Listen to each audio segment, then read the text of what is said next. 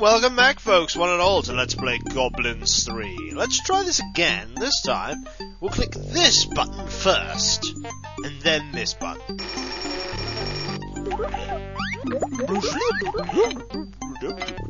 Yes, we get the picture. You're a hand, and you're Blount's hand, whereas this is Blount's hand.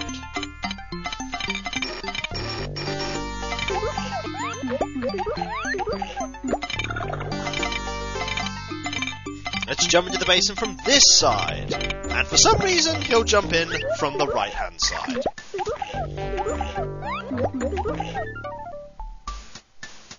Here is the score.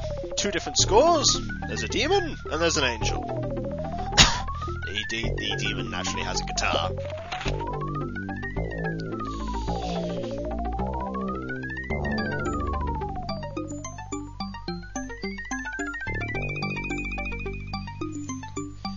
We can finish this game quite quickly, actually, now.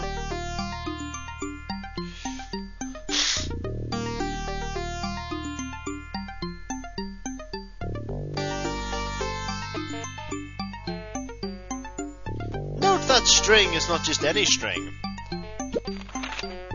You do not know it, but that is the string of time! Now, how's this for a confusing puzzle? We're going to do that. Then, now we have a note. Now we're going to use the hammer on the cloud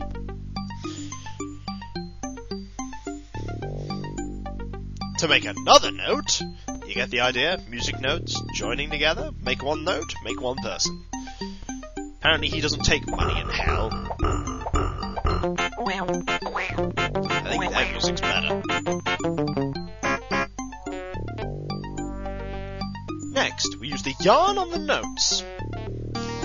Seems a bit weird, but we're using the string of time on notes. Then, we're going to push this bell.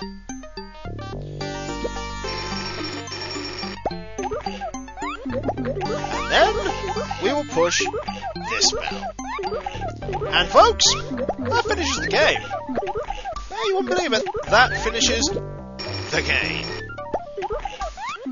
No, I'm not going to grab my coin. They will combine the notes to make a note of unity. And the hands give themselves high fives. And...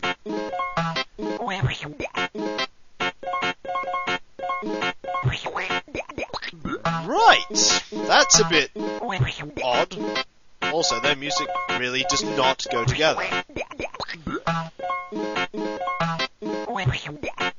So the sacred divinity is unique again.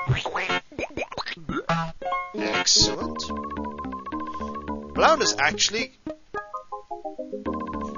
Really? Oh yes. That is true. Thanks to the inside of the report, the comet between Xena and Bod ends up happily. Happily, I bet, they've got married. And everybody ends up extremely happy together. And extremely ugly rendered. Yes, the thing that you have avoided is the fact that Blount, all along, has been the son of the guy from the first game, and the guy who got kidnapped in the second game. Yes, he was the Prince Buffoon. And we saved his ass, as Finkel and Wingus, who admittedly are much cooler dudes. And that's literally it. That is the end of Goblins 3. The CD version would have given you a slightly better ending with a little cutscene at the beginning of the first game and the end of the second, just to home in the fact without telling you that you're actually the son of that king. But there you go. That's the end of Goblins 3, and to be honest, the ending is a bit weak. And it's really non-intuitive. The very final screen is really non-intuitive. It took me a long time to figure out how to do all that, and what you are actually trying to do. So basically, you were trying to bring about the uniqueness of God. Nice to know that Wereblount gets a nice existential existence. But yes, that's the end of Goblins 3. I played 2 and 3, and I don't really have any intention of playing 4. 4 just doesn't seem to have the same magic to me.